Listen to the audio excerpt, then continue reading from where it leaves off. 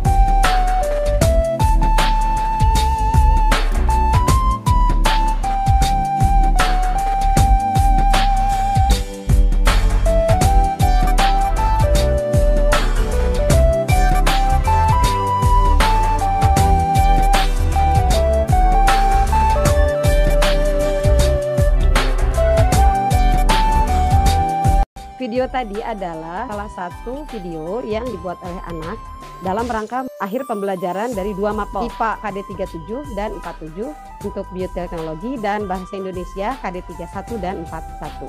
Menurut Depdiknas tahun 2005, pembelajaran tematik lintas mapel adalah model pembelajaran terpadu yang menggunakan tema untuk mengaitkan beberapa mata pelajaran. Karakteristiknya seperti apa? Pertama, holistik.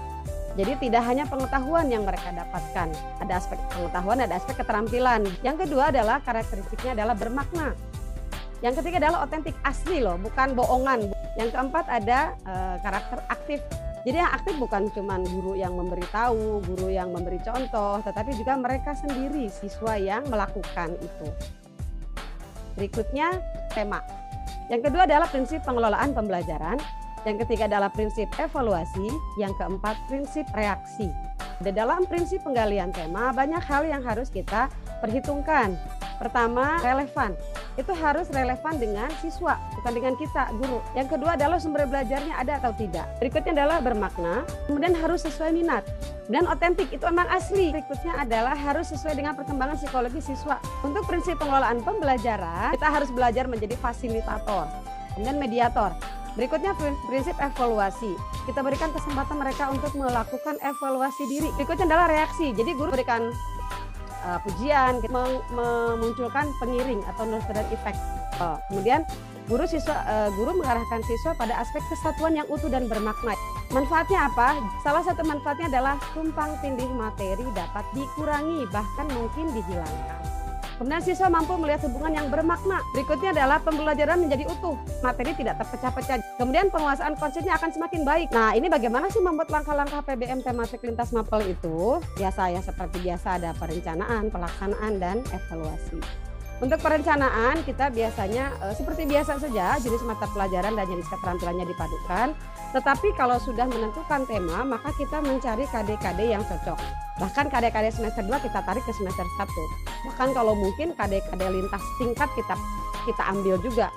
Setelah itu memilih kajian materi dan kompetensi dasar dan indikator pencapaian per pertemuan.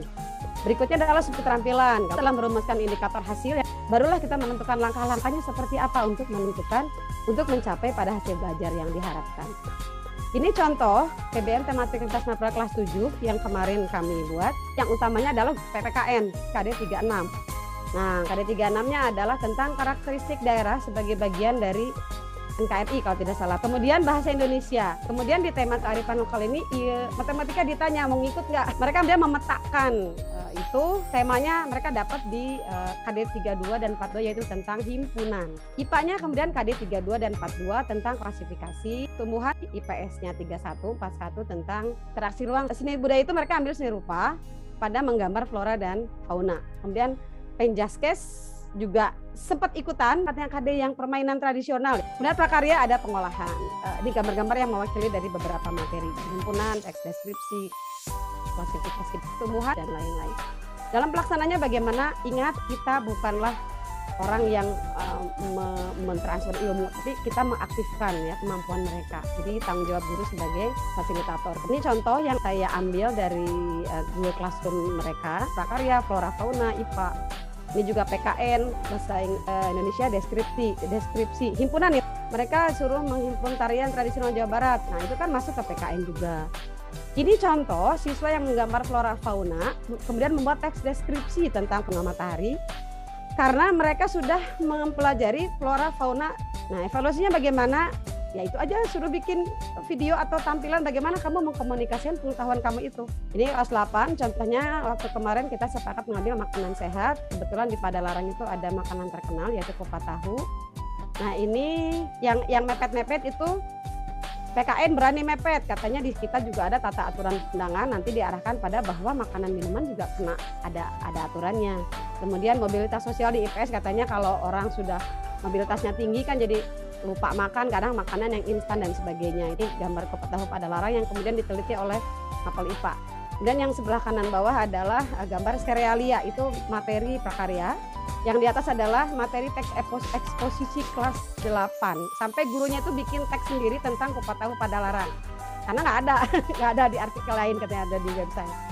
Nah, ini contoh hasil dari kelas 8 secara kelompok. Mereka meneliti kupat tahu Padalarang, ternyata zat aditifnya bagaimana. Laporannya itu dalam bentuk tulisan. Jadi nanti mereka juga harus tahu dong piawai di bahasa Indonesia. Kalau kelas 9 itu ada split. Jadi yang ini grup ini, nah, Ekraf itu IPS itu grupnya sama prakarya. Silakan Bapak Ibu tonton saja bagaimana dia membuat karya. Untuk 2 tugas ini, prakarya dan IPS. IPS-nya ekonomi kreatif.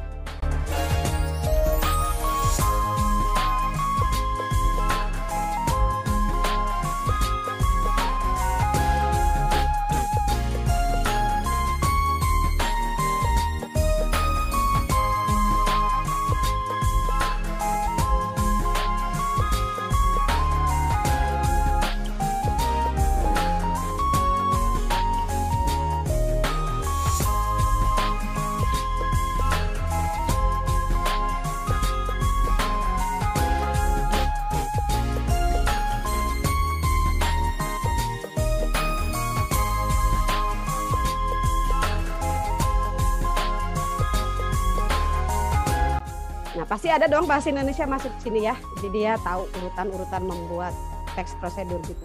Ini mereka menulis sendiri ini. Perasaan saya telah membuat produk ekonomi ini sangat senang karena bermanfaat dan mengurangi limbah. Ini yang tadi anak kelas 7 nanti ada. Ungkapan saya rasakan setelah membuat rujak. Oh, ini ada video rujak. Saya senang karena rujak saya yang saya buat rasanya enak. Nah, ini juga Ulan, ini membuat tempe, ini perasaan dia. Assalamualaikum warahmatullahi wabarakatuh. Nama saya Wulan Nurfadila dari kelas 9C.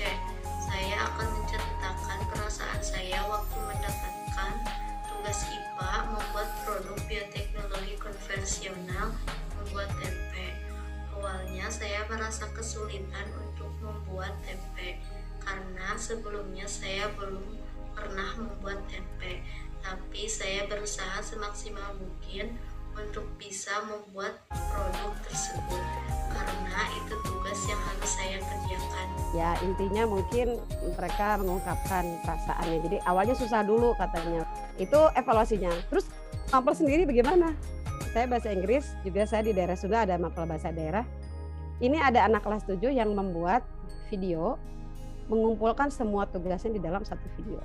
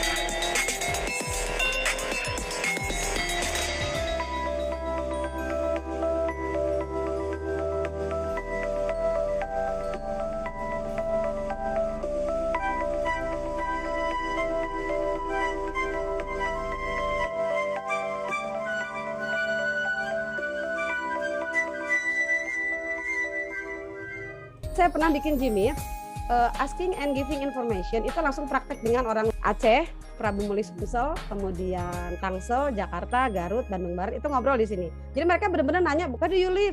Dia sebutin kota, jalan di kota Prabu Muli, sebenarnya kita kan nggak tahu ya, tapi dari situlah mereka tahu, oh karakteristik daerah masing-masing ternyata beda-beda ya. Tidak selamanya mendengarkan intonasi Sunda terus ya.